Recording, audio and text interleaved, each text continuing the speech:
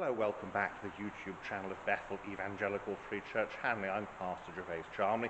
It's been a few weeks I've been ill, had some kind of virus that's laid me low for the best part of 3 weeks. So there's been a delay in videos because I've run out of videos basically. But I'm back, and this is a historic church in the historic county of Huntingdonshire. Now Huntingdonshire no longer exists as a county. It is now a part of Cambridgeshire, but historically this is Huntingdonshire. And this is the Church of All Saints, Ellington. It's a church, the oldest parts of which date from the early 13th century. The chancel is very nice. It was rebuilt in the 1860s by Sir Giles Gilbert Scott. The 13th century chancel having fallen into disrepair, being altered, etc. Now, you can see behind me this nice 13th century chancel arch, and above there would have been originally a doom painting that's been painted over, but apparently under the whitewash there are some traces of it. Well, let's have a look around, shall we?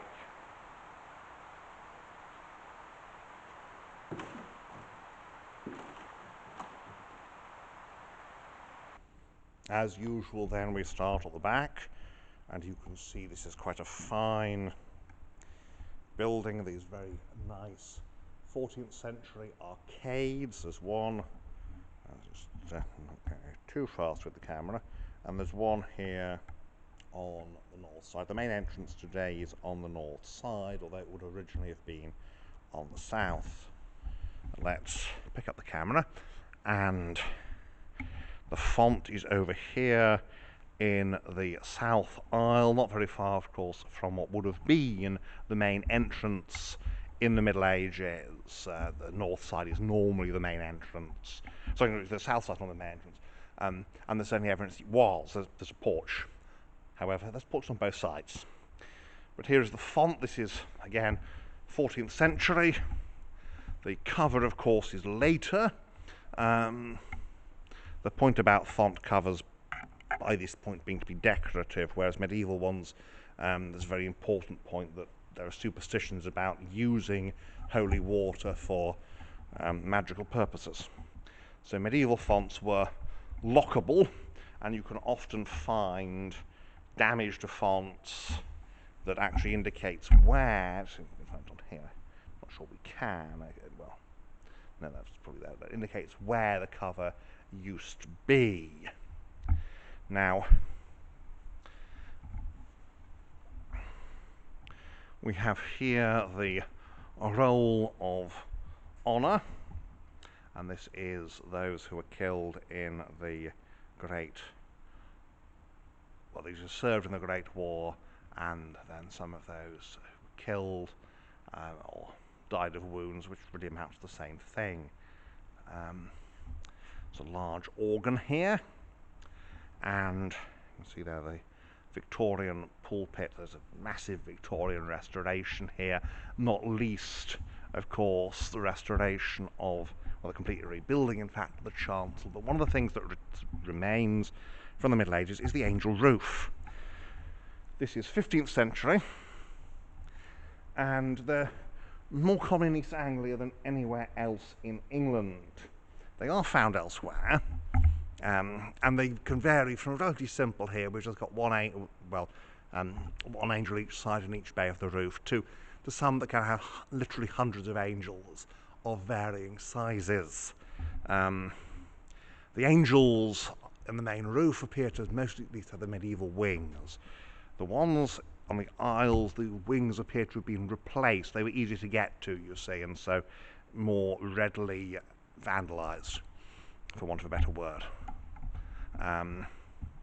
We proceed then eastwards, and we can see here, you can see there, that's the entrance to the rood stairs, and the rood loft door is blocked up, of course, because there is no rood loft, and therefore the door would lead only to a shelf of air.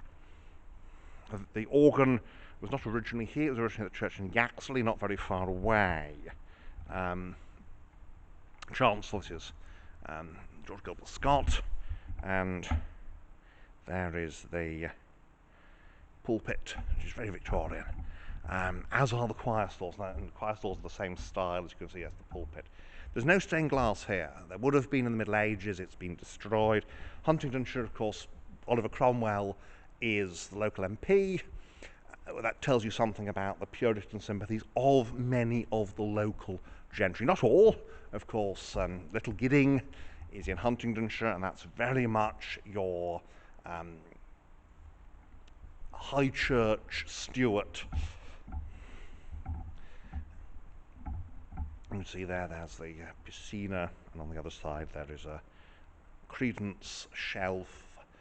Quite possibly that would have acted as, well,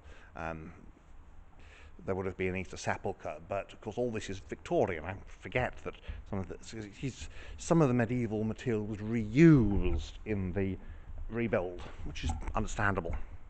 And that is the corona. Very popular with the Victorians. You can see candles, and it must look wonderful when it's lit, which won't be very often because it's electric lighting, but it will be used, I expect, at Christmas time when they have carols by candlelight, that sort of thing. So we'll proceed then into the north aisle. You can see here this wonderful pulpit, very Victorian, little shelf for the vicar to sit in. This is the benefactions board that lists the charitable bequests given to the church, and there we are. You see that curtain there. More angels in the roof. So that is more to the end. There is a little children's area at the back, as you can see, and in there is a medieval stone coffin with an effigy upon it. So we'll just remind the doll's house. It's very nice to have. It's a really well equipped children's area, really good. You can see there the effigy on top is rather eroded, worn. So there we have it, inside here at Ellington. And so here we are outside at Ellington. It starts to cloud over a bit, as you can see, but beautiful building, 14th century aisle, and then up here we've got a 15th century clerestory porch here. This is called the south side, and there's a spire. So there's a question what to include, whether to show the spire or to have more of the church visible here. So this is the basic medieval bit, and then behind me, moves over, that over there is the Victorian bit, which is quite fitting. It's well done. It's not like it's some abomination. It's been done very sensitively, and the original medieval 13th century priest door has been included. So let's have a bit of a look around the outside, shall we? So here we are on the south side. As I say, the north side is the main entrance. You can see up here, there is the spire. And of course the point of the spire is to be, well, inspiring, to point people to heaven. It's what's called a brooch spire. You can see that you've got these little triangular bits on the corners. They're the brooches, and they were later abandoned as just being a bit, well, the view was that they made it look a bit heavy, and if you just have a parapet and a spire coming out, then it looks lighter. So brooch spires are the older style. And here we have these nice 15th century windows, which thankfully have not been replaced. The chancel has been a deliberate 13th century style, although the door is original 13th century. So they've taken the door essentially as Scott has taken the door as the point of departure, and it's well, I say the doorway, and the door itself is the ironwork is based on medieval examples.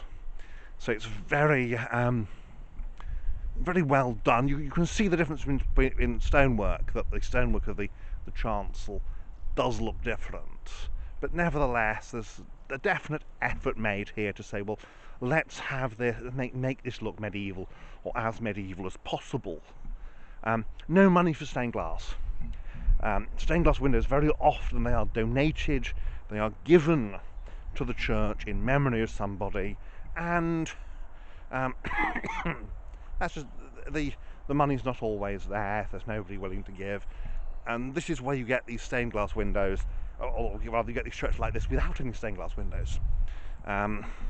So there we are, really. And you can see that the north porch is a bit more elaborate than the south, which does rather suggest that this has been the main entrance for a while. In fact, yeah, the tracery is posher too.